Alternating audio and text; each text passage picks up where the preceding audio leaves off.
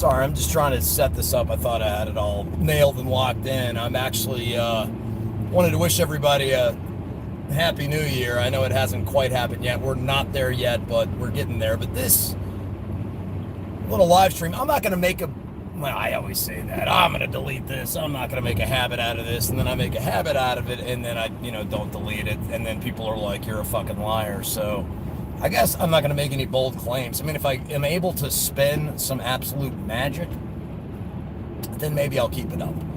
But I really don't want to make a habit out of it. But anyway, I took a wrong turn. It turns out I've got about 30 minutes before I meet this guy, and my new year is consisting of going to get a new lens. Well, going to get a used lens. I guess we went through under a bridge. I don't know. Again, the reception on this is probably fucking. But I don't like dealing with cops for obvious reasons. A lot of times, I'll never forget the first time I ever. I think it might have been the second time I ever was arrested. I was manager of Dominic's New York, which was a hot dog stand. It was a hot dog stand, and we sold Philly cheesesteaks, and we did the peppers and the onions and all this stuff. And I worked it was in front of Walmart, and that's what I did. And I ran this place, and I worked initially, I started cutting onions, and I was making, I think at the time maybe $4.50 an hour, and then I was the assistant manager, and $3.50 a week, flat. And the manager could work me as many hours as possible as he wanted, but I got that $3.50. I was locked in. Then I had an opportunity to have my own place, which was 22% of the gross.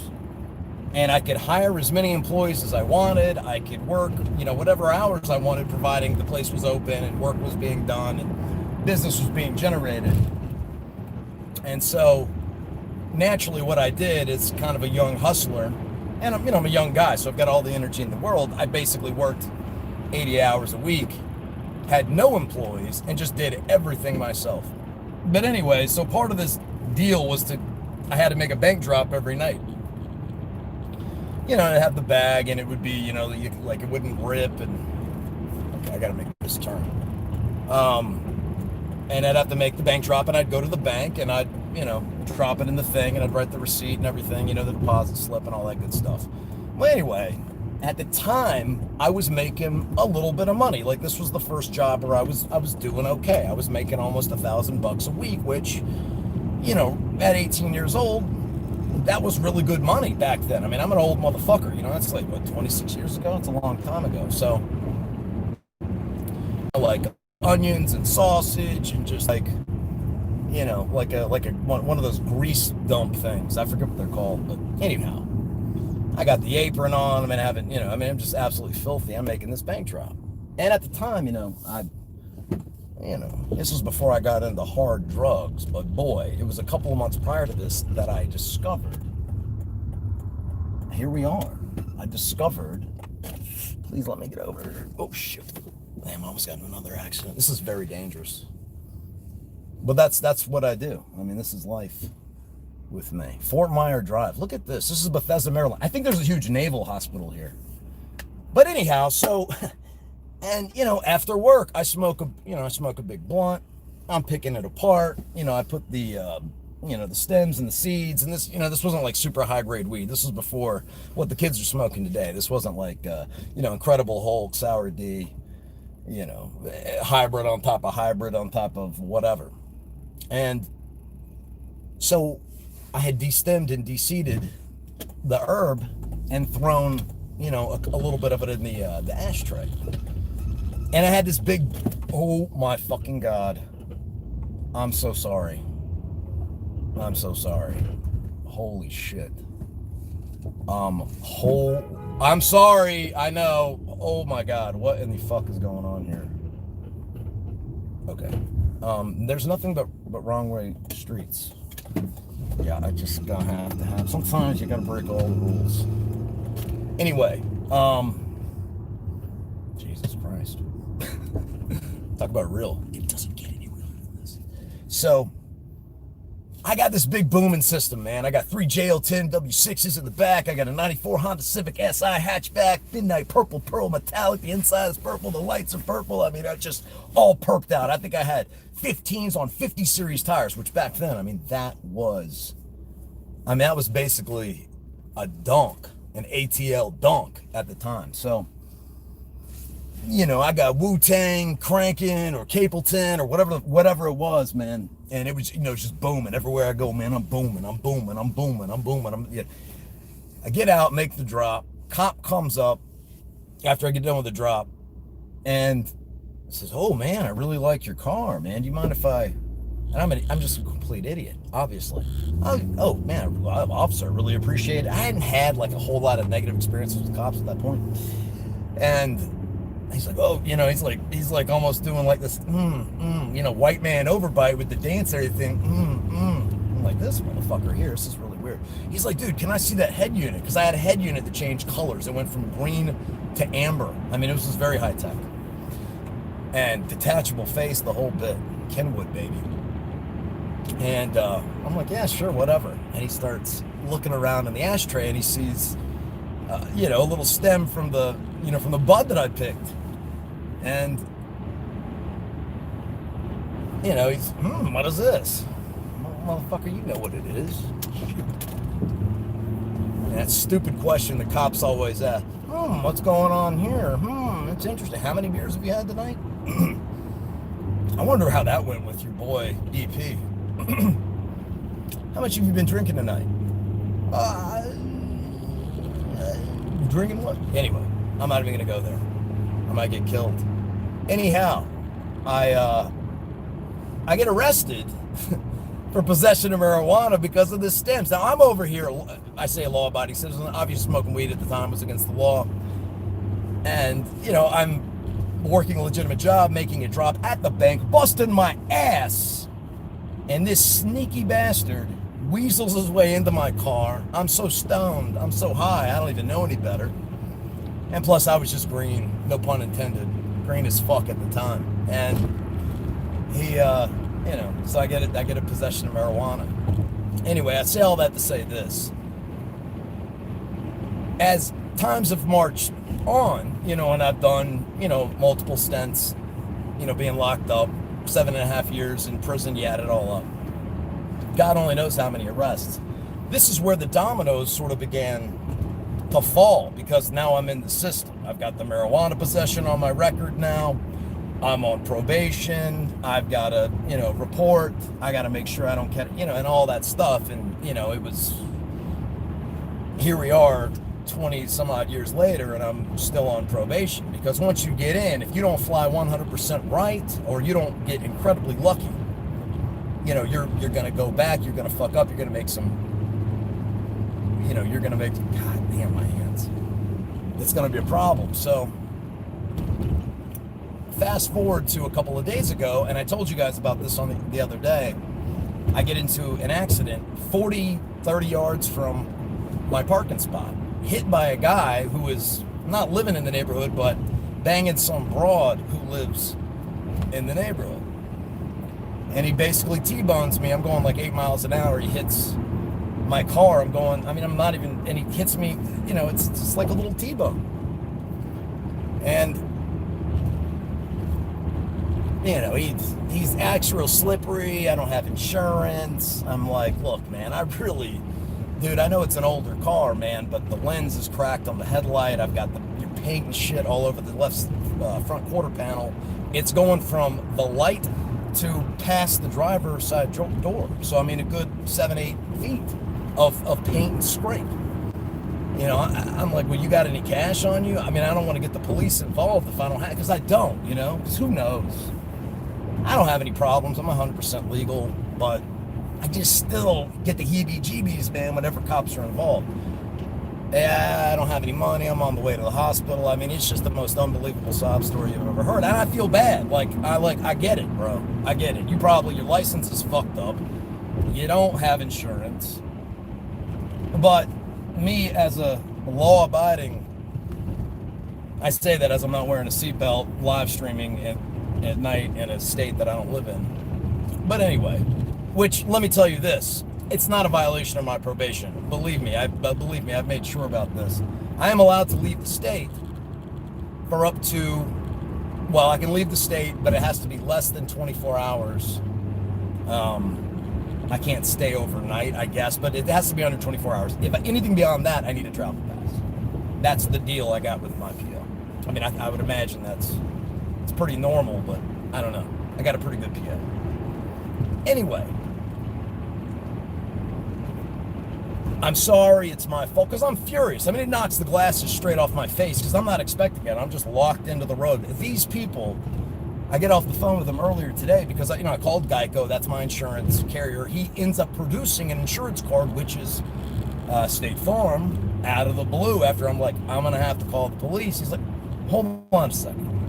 And he goes back into the townhouse, I guess where his old lady lives, and he comes out and he's like, turns out my coverage has elapsed. I'm like, okay, that's interesting. Fine. So I'm on the phone with the Geico rep, and I'm like, do I need to call the cops? Because I will, if I have to. I mean, I'm getting my fucking car fixed, man. I mean, I didn't do anything wrong. Minding my own business. I was going to get Tropical Smoothie, trying to get in before happy hour. It was like 8:47, 8:50 a.m. And they shut it down at 9. So he says, no, it happened on private property. Get his insurance information. He records him saying it's his fault. Okay. And that's that. State Farm will be contacting you later. Now, fast forward a couple days later, here I am. I'm like, okay. Now, it's in my responsibilities that involve long phone calls. Put on hold. I don't like being in lines. A lot of this has to do with prison, because you're always in a line, whether it's laundry or the chow hall or the fucking commissary or to get in the weight pile or whatever, man. You're always in a line to do something. There's always somebody telling you, hitting you with a regulation or a violation or a DAR, a disciplinary action report, or whatever. And believe me, I got in a lot of trouble when I was in prison. I didn't just stop getting in trouble when I went to prison. I probably got in more trouble in prison, because I hated it. I hated authority. I mean, even to this day, you hit me over the head with a dumb rule or a reg, man, and, I just got a lot of buck in me. That's just the way it is. So, turns out, State Farm did their own. Don't call the cops. Everything's fine. Happened on private property. He's admitting fault. I'm getting ready to take pictures, shoot video, all this stuff. He's like, no, you're good. So State Farm today tells me, we determined that it was 70% his fault, 30% your fault. I said, 70, where do you come up with these numbers? 70 and 30. I mean, I got to know, what is the metric here? How in the hell do you come? What if it was 73 and 27? He said, she says, if it's in Virginia and Maryland, if it's 1%, if it's 99.1%, then you go to either individual's insurance companies and they cover it, right? So the other insurance company will not cover it. So even if it was 99% his fault, 1% my fault, which is, where do you come up with a number like that? Yeah, I still got to get my insurance company to pay for it, according to them. She's telling me to go door to door and get video from Ring doorbells. I'm like, what? Who would do that? I mean, what are you talking about? I mean, I made the phone call. I paid the bill. This guy says it's his fault. She says, well, he said he was 10 feet out. And you didn't make any evasive maneuvers. I said, hey, honey, I go left, I hit his car. I go right, I hit a parked car. I went straight. I mean, the guy, I'm driving straight, and he hits me. Now, I know, watching me drive right now, you're like, I'm sure Yanni is completely full of shit. But I'm telling you, folks, in this particular situation, it was 100% his fault. He admitted it. Now, of course, I got real hot. I got a nice little case of road rage because it shocked the shit out of me. So I'm slamming shit around, and he looks at me, and I'm just, furious. And then I catch myself. I'm like, Jesus Christ, dude. Okay. Get yourself together. Not the end of the world. Whatever. This is why you pay for insurance. This is why you have a valid driver's license. This is why the inspection is good on your car. You got your city sticker. You paid your personal property. This is why, You do all those things. So when situations like this happen, you don't tuck tail and run. And, he tried some old okey-doke snake shit on me, I guess, or really it's State Farm. Maybe he didn't. I don't know. Maybe just State Farm threw that into the mix because their job is to not pay. That's their job. I mean, a claims adjuster is to, it's their job to, pay as little out of pocket as a company. So the moral of the story, and this is why I say, sometimes you got to call the cops. Had I called the police, I wouldn't be in this situation. In any case, Geico will cover it. If he doesn't have insurance, which apparently he does, then they would go after the state to cover it. It wouldn't be any skin off my teeth. But, ultimately Geico will be an advocate for me. And it'll get fixed. But what a pain in the ass. So, what time is it? 4:58. So I got about 10 minutes. And this is my Happy New Year's, my 2020 gift to myself. If any of you guys follow me or have watched live streams or looked at any of my social media posts recently, I know I don't do a whole lot, but I'm trying to get, while I'm making more curated videos, I really am going to delete this because I'm really not talking about shit, but I wanted to just touch base with you this New Year's Eve and wish everybody a happy, whether you're a troll or not, whatever, it's all good. And so I'm treating myself to a lens. Now, I've never owned a brand new lens, and I'm still not going to own one. This is used. This guy's a professional photographer, and he lives in Bethesda, Maryland. And I'm going to meet him here very shortly. And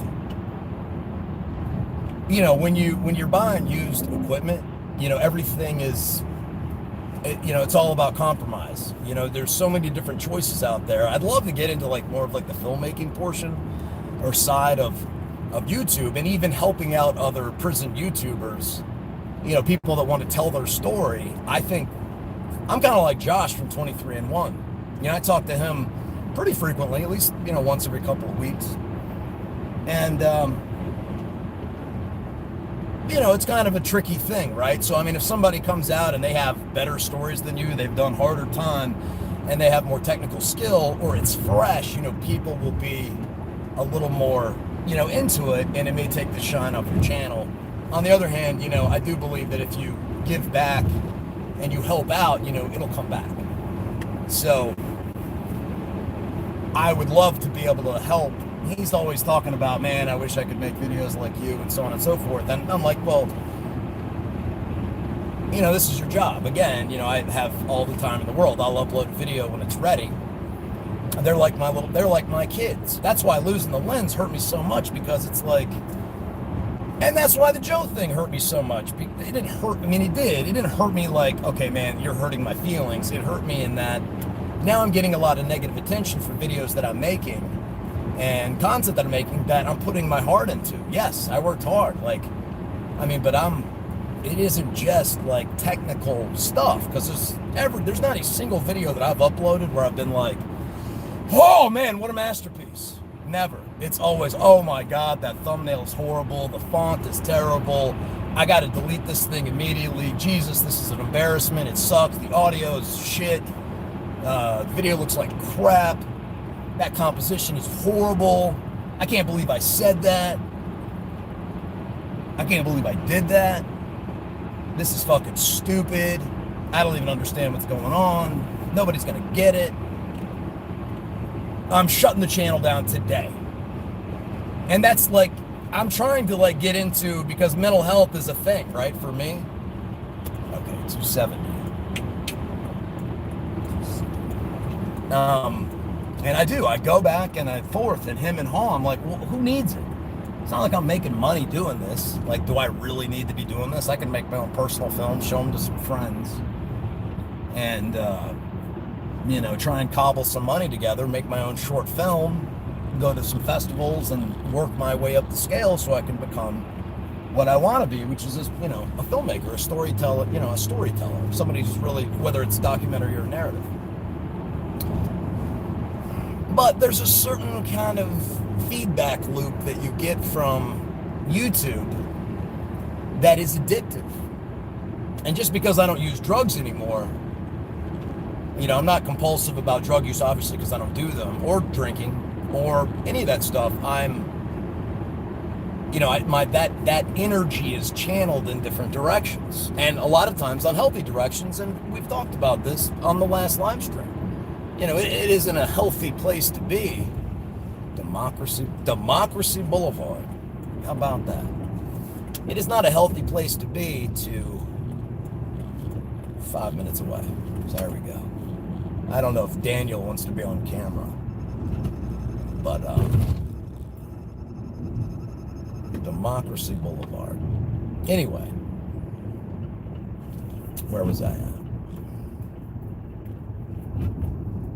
But so being, so obsessive and bad energy and addictive energy, you can really make this stuff work for you.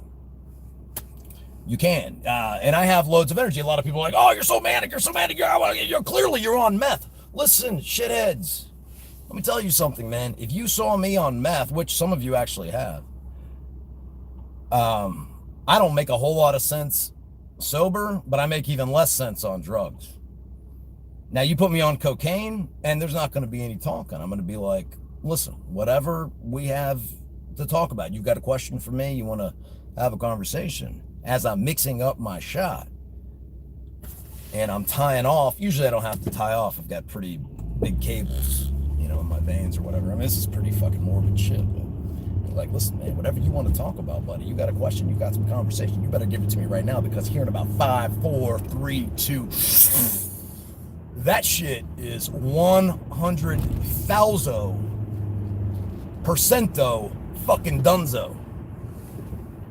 There is no talking. This is my other problem with editing. I get really bad arthritis. I'm seeing a rheumatologist at the University of Virginia on January, I think 11th or 14th. Because my hands, and makes it harder for me to make videos, because you have to touch buttons and you've got to hit keys on a keyboard. And so my hands will sometimes lock up, like this one is kind of doing it now. And I guess I don't know, it's some kind of autoimmune thing. It's from the liver. I don't know. It sucks though, man. It's not just getting old, because I never had this problem, up until the last 6 months. But I find that if I eat well, like don't eat fast food, don't eat a lot of bullshit, and I get a decent amount of sleep, which I don't sleep much, then it'll be mitigated. There'll be less of it. But shit. But anyway, here, let me see if we've got some comments or questions, and I'll address them real quick, just for laughs, because I literally have left here like 2 minutes. And if you want, we'll take a vote. I'll tell you what, we'll read the next 10 comments and turn left here. And if you guys want me to restart something on the way back after I get done with, after I pick this thing up, inspect it, make sure it's legit, then we'll do that. Zans are crazy for sure. All right. And if you want me to restart one, I'll go back.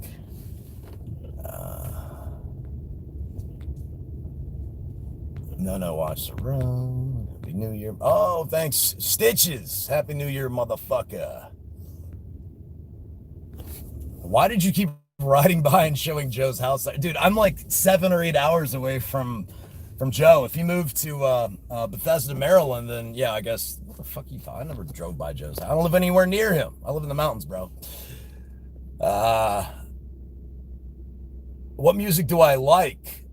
I like all kinds. You'd probably have a pretty good idea from some of the music that I use in the videos. It's not exactly, what I would listen to at the crib, but I got to listen to it to find the rhythm and the flow and everything like that. I like a lot of different music.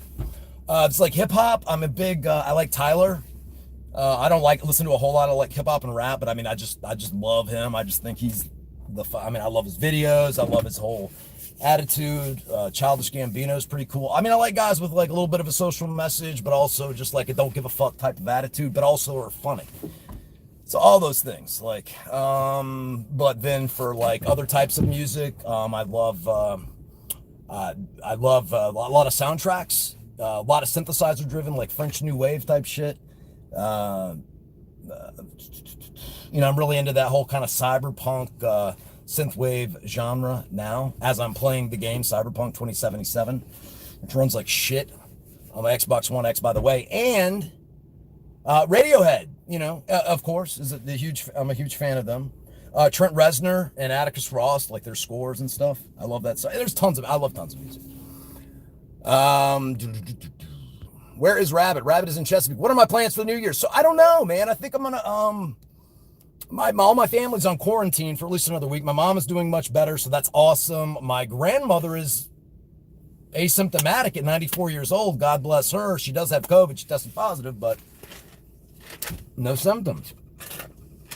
My mom did have some symptoms, but she went and got the same like kind of treatment that Trump got after the debate. It's not the hydrochlorine, but it's whatever he got. It's real similar to that. We really had to kick and scream and make a lot of phone calls because they're like, well, we just don't do this for anybody.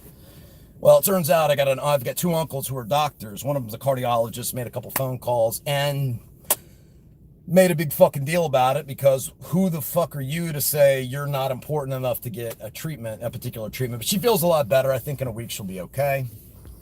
Tyler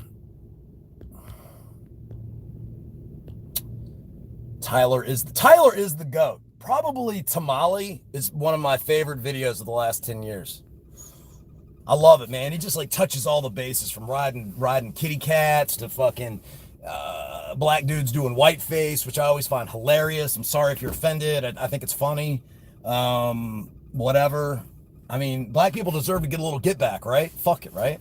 And this whole thing at the end where he's just made this whole rap about nothing, really just being as vile as it can possibly be. He does this last sort of acoustic piece about his dad, and it's like so heartfelt, so sincere, and so genuine. Like, it's really moving. It goes from like this hilarious, ridiculous music or video where it's like a commentary on just hip hop in general and just really the rap game. And then the last minute or so, it's this like, I fucking hate you, but I love you.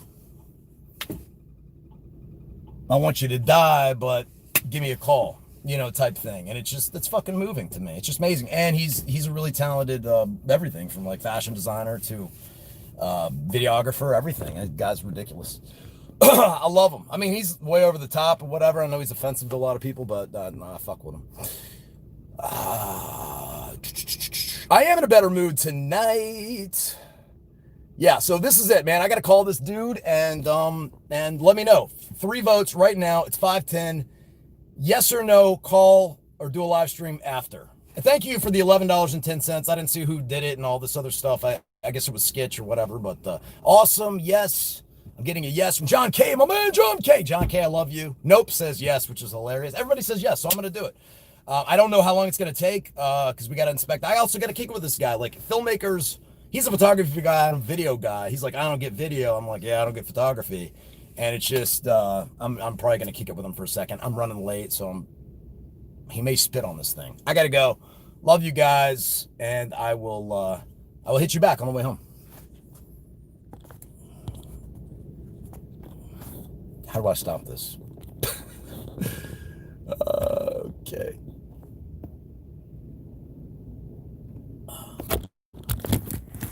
I've done this before. Oh, I have. Yes, I'm sure.